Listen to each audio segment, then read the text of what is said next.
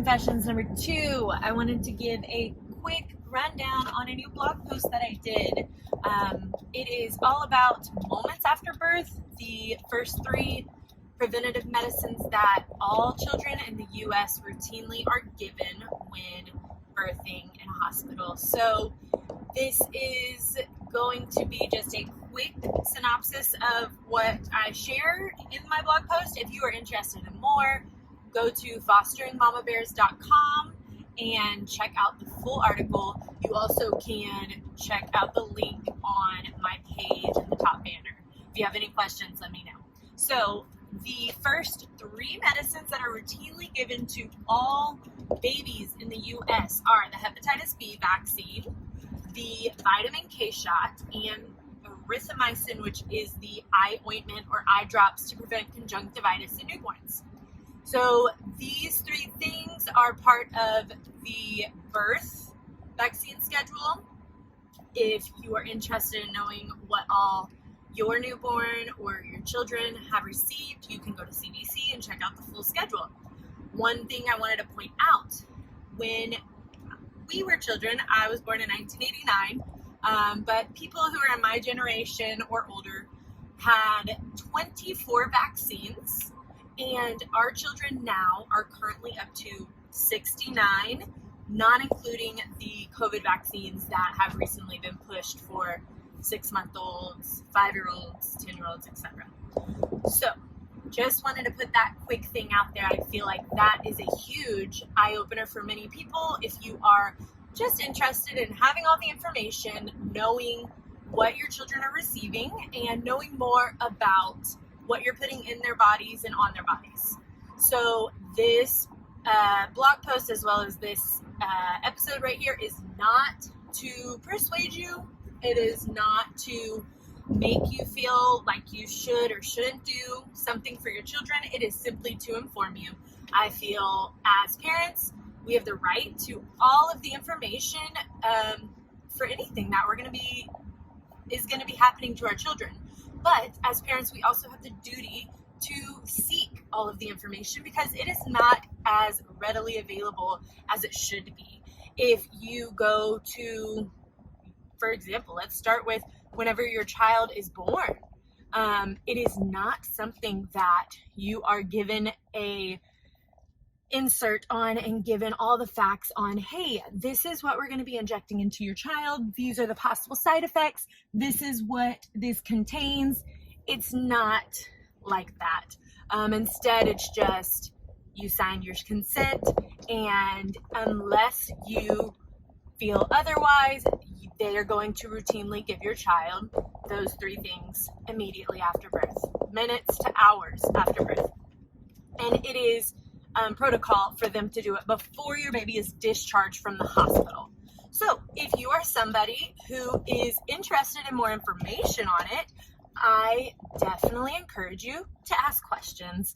I pray and hope that you come across medical professionals that are not afraid of questions, that understand that conversation and seeking information is actually beneficial, and that is their time to teach rather than to simply say, this is the way it is, this is how you must do it, and I don't feel that you need to know the information. If anybody makes you feel like that as a medical professional or as an expert, go out the door and say, I will find another person who is open to have conversation with me, because you are the parent.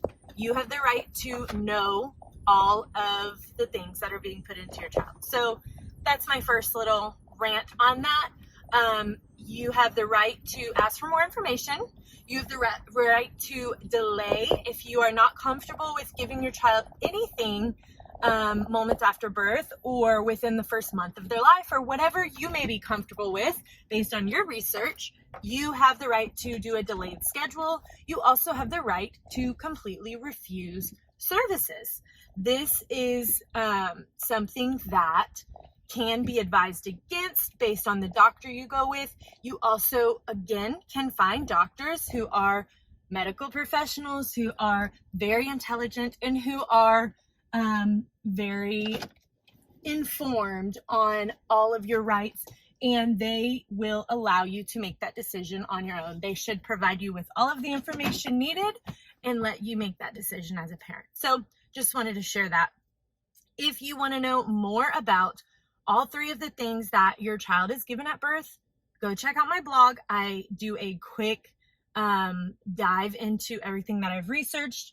You yourself can also do searches, obviously via Google or Bing or whatever it may be, but I will forewarn you, you are not going to find all of the information on the first 2, 3, 4, 5 pages of searches, because what is out there is kind of one-sided and biased, and certain things you do have to read between the lines, certain things you do have to dig a little deeper. I make sure to cross-reference different sources, and I share things that I feel people will only see as credible sources. A lot of my information comes from the CDC, the National Health Publication, and anything that is outside of that, I do have information on, and I have had conversations with people, but I do not put that in my post. Again, I want it to be seen as something that is credible, and all of the information that I'm providing that may be new information to many parents is out there on these main sources. You just have to dig a little deeper. You have to search and know specifically what you're looking for. So if you're interested in learning more about those 3 things, check it out. Again, this is not to persuade you one way or the other. This is simply to say, if you'd like information, I'm here to provide you with some of the things that I've learned, and I hope that you are encouraged to learn more as you go through each stage in parenthood. All right, I hope y'all have a blessed day. I will be doing a full podcast episode on this and uploading it shortly on each one of those 3 things, and sharing everything that I see as beneficial, but also things that I see as risks or potential reasons you may want to question certain things. All right, I hope you have a blessed day. See you later.